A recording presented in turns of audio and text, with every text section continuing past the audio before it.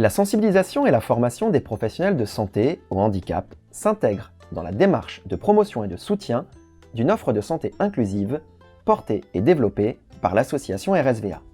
Un projet innovant s'est construit en lien avec les UFR Santé des facultés de Caen et Rouen pour les étudiants en deuxième année de médecine, afin de changer leur regard vis-à-vis du handicap, de reconnaître et promouvoir l'autonomie des personnes accompagnées, et surtout développer leur intérêt pour cette prise en soin si spécifique. Entre contenu pédagogique en présentiel et en distanciel, partagé sur les plateformes pédagogiques institutionnelles, et un temps d'immersion en établissements et services médico-sociaux, cette expérience, avant tout humaine, aura sans nul doute contribué à faire évoluer leur vision du handicap. Je m'appelle Mathilde Marquet, je suis en stage à l'IME de Marie Cruet à Flers pour une durée d'1 semaine. Moi c'est Zacharia, je suis étudiant en deuxième année de médecine et je suis ici pour mon stage de sensibilisation au handicap. Je m'appelle Louise Ducreux, je suis en L2 médecine et ici je suis à l'IME Marie Cruet. Bonjour, je m'appelle Antoine, je suis étudiant en deuxième année de médecine et je suis présent dans cette IEM à Hérouville dans le cadre d'un stage d'initiation au handicap.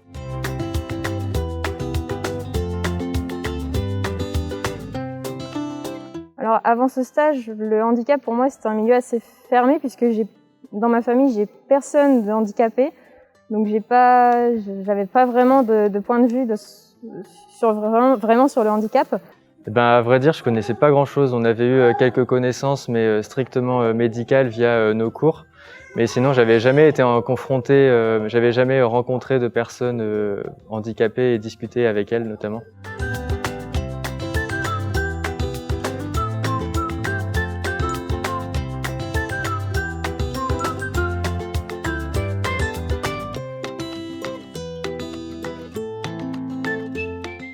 Déjà d'être intégré, d'être accepté aussi par les enfants, parce qu'au final ils sont pas forcément, comment ils interagissent avec une personne qui vient de l'extérieur. Et après, c'était vraiment une découverte, donc après j'avais pas forcément d'a priori. Un petit peu. Je me demandais, je savais pas vraiment comment allait être la structure, avec quel genre, vis-à-vis de quel genre j'aurais à faire et tout ça. Du coup, oui, j'appréhendais un petit peu.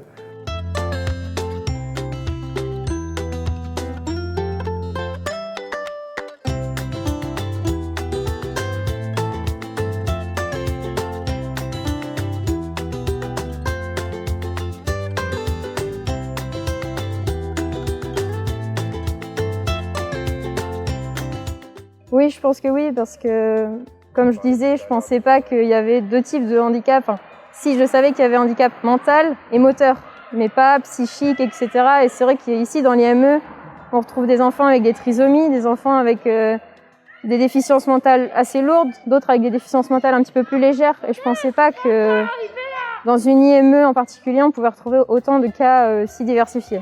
Oui, parce qu'au début, je connaissais pas grand-chose. Ça m'a permis de connaître déjà tous les différents types de handicap que je ne connaissais pas forcément avant. Après, ça m'a aussi un peu augmenté mon appréhension parce qu'après, ils nous ont évoqué beaucoup de manières qu'il fallait être assez délicat envers certaines choses que je ne connaissais pas d'ailleurs. Donc ça m'en a aussi appris beaucoup, oui. C'est grâce à ces ressources en ligne que j'ai pu voir toutes les nuances qu'il y avait dans le handicap et que déjà, si c'est pas handicapé physique, c'est handicapé moteur et que handicapé psychique, même, c'est un terme très global pour une multitude de choses qui existent dans le handicap. Et du coup, oui, ça m'a plutôt aidé.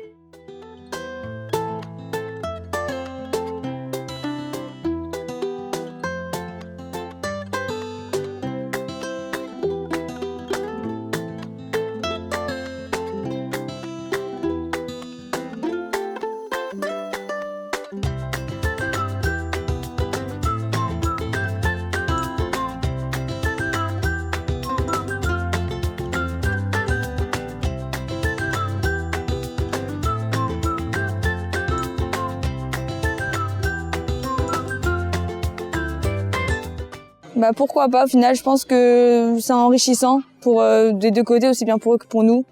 Du coup, je pense que ça peut être une expérience aussi, même là, le stage, je trouve ça une bonne expérience.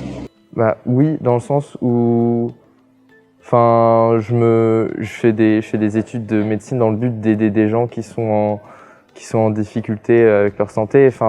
Les personnes handicapées, c'est une partie intégrante des gens que je veux aider et que si ça arrive dans mon cabinet ou à l'hôpital, oui, forcément.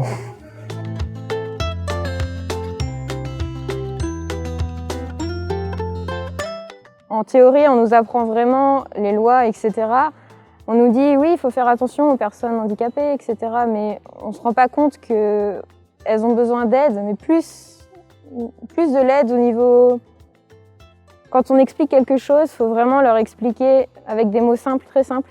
Mais au final, ils ne sont pas bêtes, ils comprennent très très bien ce qu'on leur dit. C'est juste qu'il faut adapter notre langage et notre façon de faire. Quand on écrit quelque chose, il ne faut pas oublier de faire des petits dessins, etc. C'est des petites choses toutes simples qu'on ne nous précise pas forcément quand on est en cours. Et je trouve que c'est le fait de venir ici en stage, même juste pendant une semaine, c'est vraiment très très enrichissant de ce point de vue-là. Alors, dans la théorie, on ne nous apprend pas forcément tout cet accompagnement personnalisé en fonction des personnes. On nous apprend juste le clinique, mais il n'y a pas du tout cette démarche de relations humaines entre les personnes, ce que je trouve dommage d'ailleurs. Oui.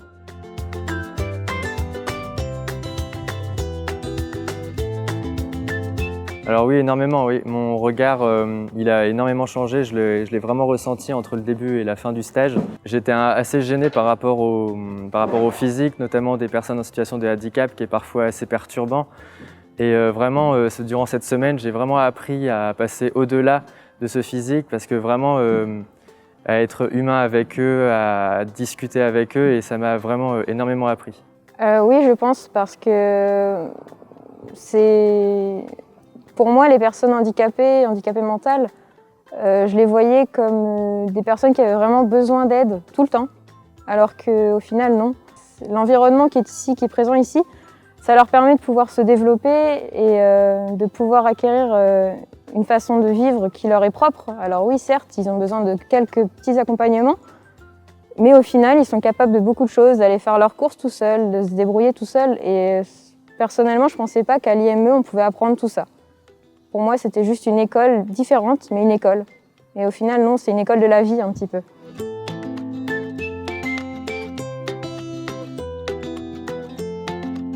Sûrement, oui, parce que déjà, avec les enfants, on a un regard différent. Et forcément, avant, j'avais pas pu expérimenter ça. Et on se rend compte que y a des façons aussi d'aborder les enfants autrement. Et on apprend des choses aussi sur eux. Donc.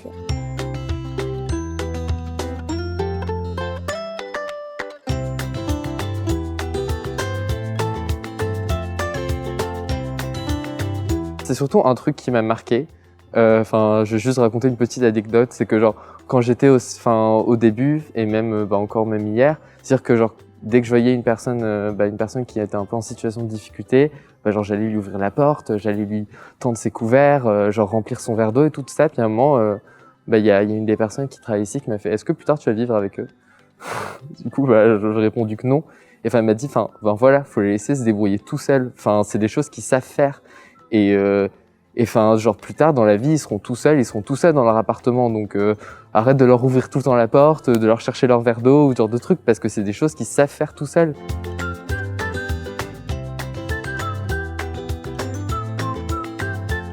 Voir déjà comment l'aspect aussi soin et comment s'occuper d'un point de vue médical aussi de ces personnes-là, parce qu'il faut savoir allier un peu le côté psychologique et en même temps le côté un peu plus physique et médical du coup. Parce qu'au final, chaque catégorie de patient est différent. Parce que dans ces handicaps-là, une personne ne fait pas l'autre. J'aurais bien aimé voir du coup comment ça se passe, comment ils s'en sortent au niveau de leur santé mentale, comment ils se sentent, comment ils vivent vraiment leur handicap et quel impact ça a sur leur santé, mais pas physique, quoi. Et ça, je pense que ça pourrait être... ça m'aurait bien intéressé de voir ça.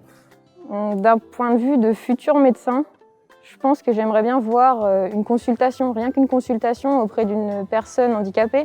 Je ne sais pas comment appréhender des actes médicaux qui peuvent parfois être assez violents pour eux quand on va leur dire « ouvrez la bouche, je vais vous soigner les dents » quand on est dentiste ou quand on leur demande de tendre le bras pour leur faire une prise de sang. Ça peut être des actes qui peuvent parfois faire peur. Rien qu'à moi, ça me fait peur. Donc j'imagine même pas pour une personne handicapée ce qu'ils peuvent ressentir. Et c'est quelque chose que j'aurais bien aimé observer. Merci aux différents partenaires sans qui ce projet n'aurait pu voir le jour, en particulier aux établissements médico-sociaux et associations gestionnaires qui ont permis aux étudiants de vivre sereinement ce stage d'immersion. Merci aux étudiants qui nous ont partagé à cœur ouvert leurs impressions et ressentis. Merci aux usagers qui nous ont permis de vivre une petite part de leur quotidien immensément riche. Merci aux différents financeurs qui nous ont soutenus dans cette démarche.